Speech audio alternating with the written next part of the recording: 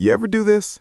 You work hard, you save up money, you finally hit a number that feels big, like $20,000, and then you freeze. You tell yourself, I'll just leave it in the bank until I figure it out. Weeks turn into months, and the money just sits there. Not because you're lazy, but because you don't want to make a dumb move. And then you open your phone, you see someone your age saying, I'm living off passive income. You see people acting like it's easy, and now you feel two things at once. You feel proud you saved, and you feel behind, like you missed the boat. My friend Mike went through this exact thing. He saved $20,000. He did the hard part, but he kept asking the same question. Mark, can this money ever replace my job? And that's the trap right there. Because most people think there's one answer. They think it's either yes or no, and they think it should happen fast. Today, I'm going to slow this way down. No hype, no fake promises, just the real plan. We're going to talk about one ETF that a lot of dividend investors use called SCHD. I'll explain what it is in simple words. I'll show you why people trust it for long-term income, and I'll walk you through the exact thinking Mike needed to stop feeling stuck. But here's the twist most videos skip. When people say, replace your job, they usually mean two different finish lines. That one mistake changes everything. In a few minutes, you'll see those two finish lines clearly, and once you see them, you'll know which one you should chase first and why the right strategy can feel slow at the start, but smarter over time. Let's get into it. Mike texted me one night and said, Mark, I did it. I saved $20,000, and you could hear the pride in it, because saving that kind of money takes real work. It takes saying no. It takes patience. So for a moment, he felt like he was finally winning. But then the feeling changed fast, because right after that, he started thinking, okay, now what? He didn't want to waste it. He didn't want to make a bad move, so he did what most people do. He opened YouTube. He typed in passive income, and suddenly he was watching people his age talk like it's normal to quit your job. They're showing screenshots. They're using big words. They make it sound easy. And Mike started feeling behind. Not because he was doing terrible, but because he was comparing his real life to someone else's highlight reel. That's when I told him something simple. Spenders use money once. Builders use money twice. A spender buys something and the money is gone. A builder buys something that can keep paying them back. Not overnight, not with magic, but over time. And Mike liked that idea because he wasn't trying to get rich fast. He just wanted to stop feeling trapped. He wanted a plan that made sense. So I told him, give me 1 minute and I'll show you the two finish lines people mix up. Once you see them, the whole topic gets way less confusing. Here are the two finish lines. When people say, I want this investment to beat my job, they usually mean one of two things. The first one is this: your money grows more than your paycheck, meaning your investment can grow by more in a year than you made at work. That's one finish line. The second one is harder. Your dividends alone pay your bills. That means the cash your investment pays you each year is enough to cover your life. Both are real goals, but they are not the same goal. And if you mix them up, you will feel disappointed even when you're doing great. Think of it like this. The growth finish line is like building speed. The income finish line is like reaching a place where you don't need to run anymore. Most people try to jump straight to the second finish line and they get frustrated. But when you aim for the first finish line first, the plan starts to feel possible. And now that you see the difference, we're going to do one tiny math step that shows what $20,000 can do today. It'll keep you from getting fooled, and it'll help you set the right goal from the start. Let's do the day one reality check, because this is where most people get fooled. If your goal is $5,500 a month, that's about $66,000 a year. And no, $20,000 does not turn into $66,000 a year in dividends right away. Not even close. And that's not a bad thing. It's just the truth. This is not a magic trick. It is a slow machine. Here's the simple example. Let's say an investment pays around $3 to $4 per year for every $100 you invest. That's what a lot of dividend-focused funds look like. So if you invest $20,000, you might get something like $600 to $800 per year at the start. That's around $50 to $70 a month, not $5,500. And if someone tells you $20,000 can safely pay you $5,500 a month right now, they're skipping the math or selling a dream. The real power is not in the first month. The real power is what happens when you keep the machine running for years. So if the starting payout is small, why do serious long-term investors still like SCHD? Why do they keep coming back to it? Because of one thing most videos rush past. It has a filter, a set of rules, and that filter changes the kind of companies you end up owning. In a moment, I'll explain SCHD in the simplest way possible, and then I'll show you why that filter matters more than you think. So what is SCHD? Think of it like a shopping basket, but instead of groceries, it holds pieces of real U.S. companies that pay dividends. SCHD is an ETF. That sounds fancy, but here's all it means. It's one button you click that buys many stocks at once. Instead of trying to pick one or two perfect dividend stocks, you buy a whole basket in one move. And here's the part that makes it different from random baskets. SCHD doesn't just grab any company that says the word dividend. It has rules for who gets in. Picture a club with a bouncer at the door. The bouncer has a list. If you don't meet the rules, you don't get in. SCHD's bouncer looks for companies that have a long history of paying dividends and that look financially strong. The point is to focus on companies that have shown they can keep paying, not just companies that pay a lot right now. And that leads to the next big insight. This filter feels boring when things are calm, but it matters most in bad times. In the next chapter, I'm going to show you what happens during a scary year when the market drops, headlines get loud, and most people make the worst move at the worst time.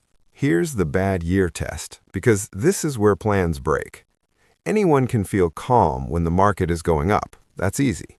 The real test is when the screen is red and the headlines feel scary.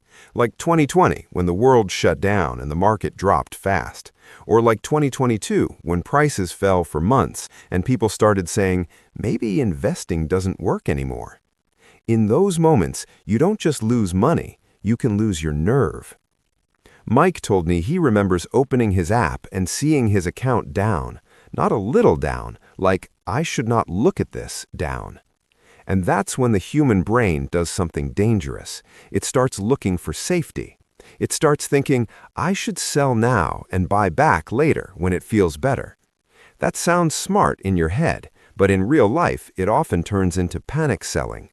People sell after the drop, then they wait, then the market bounces, and they buy back higher. It's the worst pattern. Sell low, buy high. And it happens to normal, smart people all the time. Now here's the contrast. While panic sellers are trying to escape the fear, calm builders are doing the opposite. They keep their plan. They keep buying. They treat lower prices like a better deal. Not because they enjoy pain, but because they understand what they own. They own pieces of real companies, and when the price drops, they can buy more pieces with the same dollars. This is why habits matter more than being smart. A good plan is boring. A good plan does not change every time the news changes. And now, the twist. One small switch can change the whole outcome in a bad year. It's the difference between a plan that grows slowly and a plan that can build a snowball. That switch is called DRIP, dividend reinvestment. In the next part, I'll explain it in plain English, and you'll see why this one choice can matter so much over time. So, let's talk about DRIP without big words. DRIP simply means this. When you get a dividend payment, you don't take the cash out. You use it to buy more shares. That's it. You let the money stay inside the machine. And when you do that, something simple happens. More shares can lead to more dividends later, and those dividends can buy even more shares. It's like a snowball rolling downhill. It starts small, then it grows. Here's the easiest way to picture it. Imagine two people start with the same $20,000. Person A takes the dividends out and spends them or saves them in cash. Person B reinvests every dividend back into the same ETF to buy more shares. At first, they look almost the same. The difference feels tiny. That's why people quit early. But as years pass, person B starts pulling ahead because they own more shares, and more shares means more dividend payments, and more dividend payments means even more shares. It's a loop. And here's the next curiosity point. Most people think the snowball fails because the numbers aren't good enough, but that's not what kills it. It's not math. It's a mistake people don't notice while they're making it. In the next chapter, I'm going to show you the quiet mistake that stops the snowball right before it starts getting big. Here are the 3 traps that break this plan for most people. And the hard part is, these traps do not feel like traps while you're in them. They feel like smart moves, but they quietly ruin the snowball. Trap number 1 is chasing high yield. This is the one that gets people who want results fast. They see something paying a huge dividend, and they think, why would I take 3 or 4% when I can get 10? But usually, a very high yield is high for a reason. Sometimes the business is weak. Sometimes the dividend is not safe. Sometimes the price is falling, and that makes the yield look bigger than it really is. It's like seeing a store that says 90% off and assuming everything is a great deal. Sometimes it's 90% off because nobody wants it. Tourists chase high yield. Owners chase strong businesses. Trap number 2 is selling in panic during a drop. This is the bad year test again. When prices fall, tourists look at the price and feel fear. Owners look at the same moment and think, I get to buy more ownership for the same dollars. Panic selling doesn't just lock in a loss. It often breaks your confidence so badly that you stop investing for months or years. That lost time is expensive because the whole plan depends on staying in the game. Trap number 3 is stopping too early. This is the quietest trap because it looks harmless. People start strong, they invest for a few months, they turn on reinvest, they feel responsible. But then life happens, a vacation, a bill, a car repair, and the weekly investing stops for just now. Then just now turns into maybe later, and the snowball never gets the chance to become a snowball. Compounding rewards consistency. It punishes starting and stopping. So if those are the traps, what's the simple plan a busy person can follow without overthinking?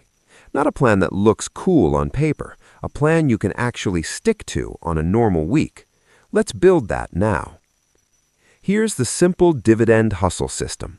One key idea: a plan you can repeat beats a perfect plan you quit. This is not about being a genius. It's about setting up a few basic steps and then letting time do the heavy lifting. Step 1. Keep an emergency buffer.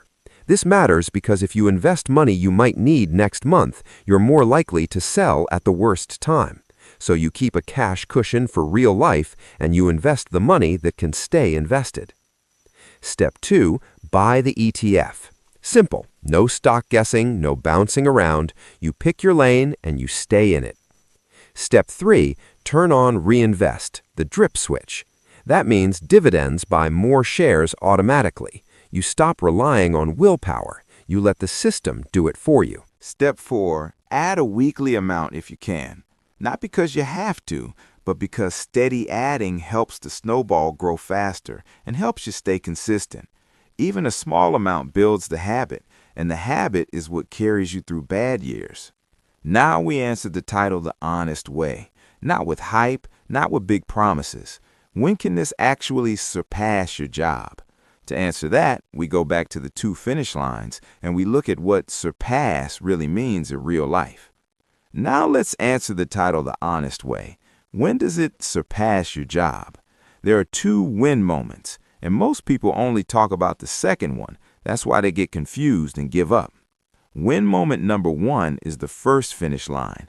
This is when your portfolio's yearly growth can rival what you make in a year. That does not mean you can quit tomorrow. It means your money is starting to move like a second engine. In a strong market year, the value of your investments can go up by an amount that feels like a serious paycheck. Some years will be good, some years will be bad. It will not be a straight line. But this first win moment often comes sooner than people think because it depends on total growth, not just the cash paid out. Win moment number 2 is the second finish line. This is when dividends alone can cover your lifestyle. This is the "my bills are paid from my investments" moment. And for most people, this takes longer because the dividends usually start small. They grow as you buy more shares and as the companies raise their payouts over time. But this finish line depends on your lifestyle, your savings rate, future market returns, and future dividend changes. Nobody can promise an exact date. What you can do is control the parts you actually control: how steady you invest, whether you reinvest, and whether you stay calm in bad years. Here's the key contrast to remember. Growth freedom usually comes sooner than dividend-only freedom. That's why the smart move is not to obsess over $5,500 a month right now. The smart move is to build the machine, keep feeding it, and let it compound long enough to reach real milestones. And if you don't have $20,000 today, don't click away. The next video shows the smaller start version, the one that works for normal people starting with weekly investing and a simple plan you can actually stick to. And I want to hear from you in the comments, because this is where the real plan becomes real. What weekly amount could you invest for the next 12 months without quitting? $25, $50, $90, or something else?